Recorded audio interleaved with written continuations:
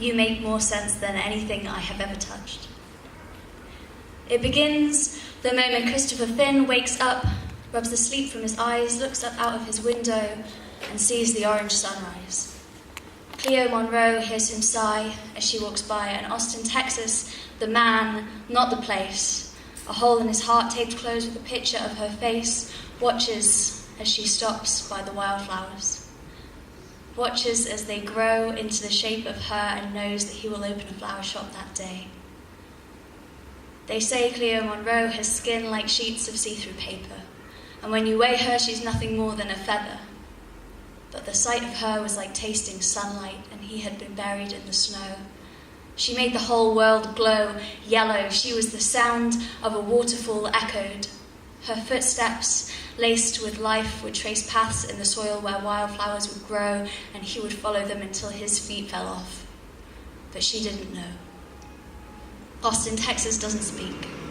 Words won't work for him. They trip like tiny pandas off his skin and sink. But the beat in his chest spoke for him. Let him know that he was human, and that meant more to him than anything he could ever say. These sheets are like mountains, and they smell of nothing. Tried climbing, but fell, arms tucked in, spinning. We hit the snow below, crushed together like commas, repeated, meant to be apart. You said you liked art, your voice shivered in the air, and there I was, just human, and you were the taste of sunlight. Cleo Monroe knows what will happen in the town. A perpetual frown plastered on her pale face that has become her shadow shelf, where she keeps everything she does not want to know. And though she could misplace, she could not forget. So when Christopher Finn woke up inside, the lie she had tied so tightly round her eyes fell, circled her with red pen, said begin again, and disappeared. Begin again through pursed red lips, begin again carved on her fingertips. Austin, Texas knows nothing about flowers, or the showers of violet rain these flowers apparently need. He sits, knock-kneed and bereft on a bench that is much too small for him, and waves at Christopher Finn as he marches by. He wonders why, but does not stop him. Takes the tears from his eyes and fills his watering cans to the brim with violet. Christopher Finn climbs mountains in the act of putting one foot in front of the other. Tethered to the light, there is no fight left in him.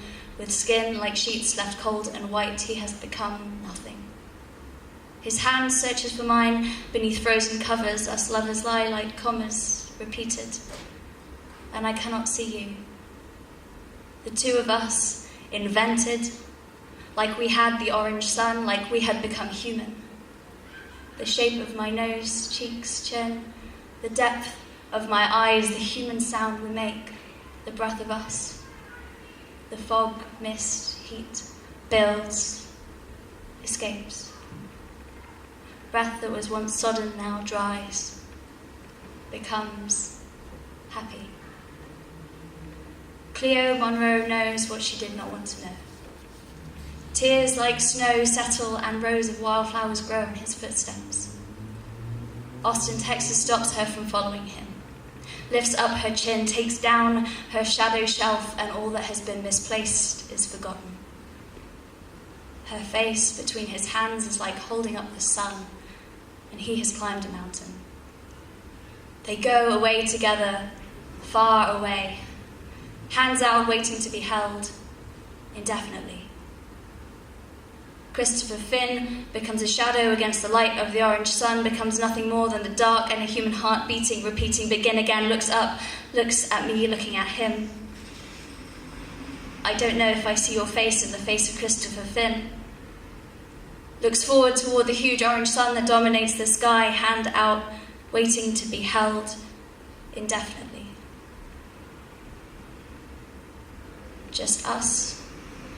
Beneath cold white sheets that smell of nothing, and words carved in fingertips, words that trip through pursed red lips, the sound you make when you sigh, and the way the word marvelous sounds when you say it.